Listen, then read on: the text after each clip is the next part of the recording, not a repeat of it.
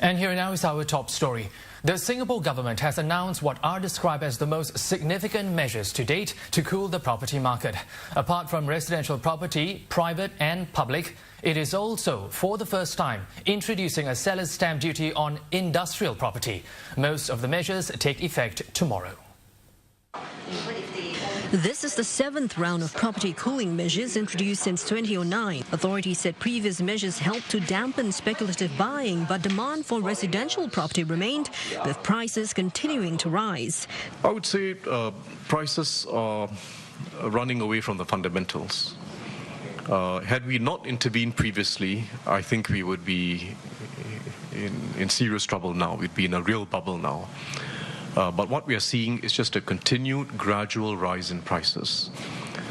And we don't intend that to continue because it'll only mean that you get a more serious fall further down the road. So the government is moving in two directions. First, introducing temporary cyclical measures, and two, long-term structural reforms.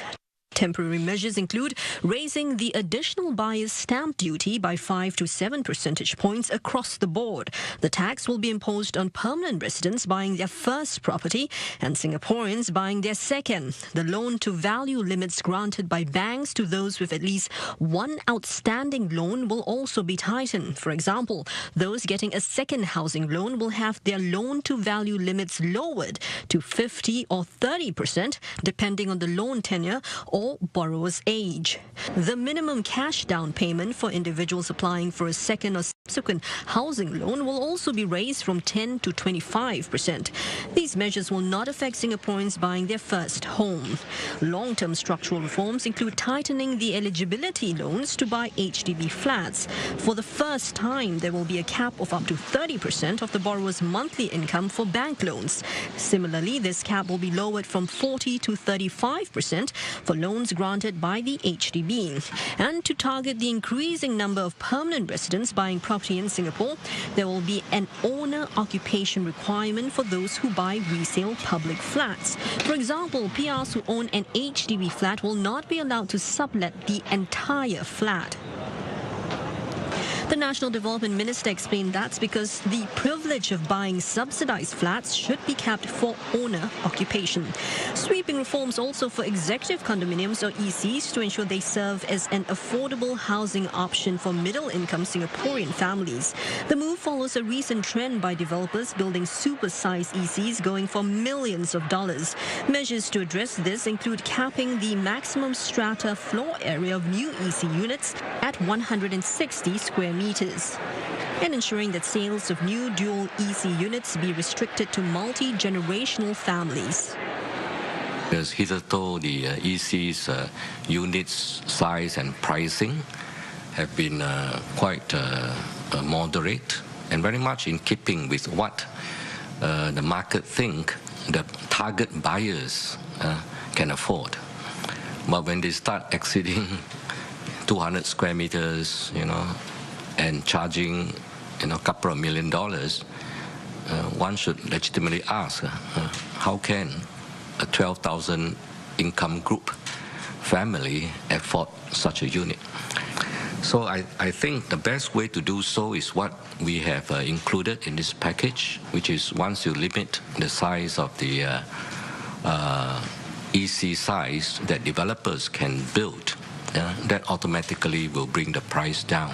Finance Minister Tharman Shanmugaratnam said authorities are not trying to engineer a market crash. These measures are intended to calm the market down, so some of the temporary cyclical measures will be reviewed once things turn around. Well, analysts are calling the latest announcement the tsunami of property cooling measures. This is because they affect private and public housing, executive condominiums and industrial properties. Some say the additional stamp duty will hit investors wanting to own a second or subsequent property. A drastic move will have a downward spiral effect, loss of confidence in the market, and the worry will be here is, will the current property prices go under such that people who bought in recent times will their property be a negative asset moving forward? And more pertinent as far as public housing here is the restrictions on PR. There has been a lot of concerns and things that people have raised about PR being able to benefit out of holding on to the public housing while investing. These measures will, in a way, increase the supply of public housing, and overall this will help the public housing to be further moderated. And some observers say the measures on industrial property do not come as a surprise. I think the measures are quite timely. In fact, it could have actually come much earlier on, because if you notice, industrial prices have actually increased by about average 25% per annum since 2010. And if you look at last year, the full year price estimate, capital values have actually increased by more than 30%. So all in all, the government could have actually reacted earlier on, perhaps maybe 12 months early rather than now, but I think never too late. I think that will have a huge impact on the pace of price movement moving forward. I would expect industrial price movement this year to be a bit more moderated to a single-digit increase, if any,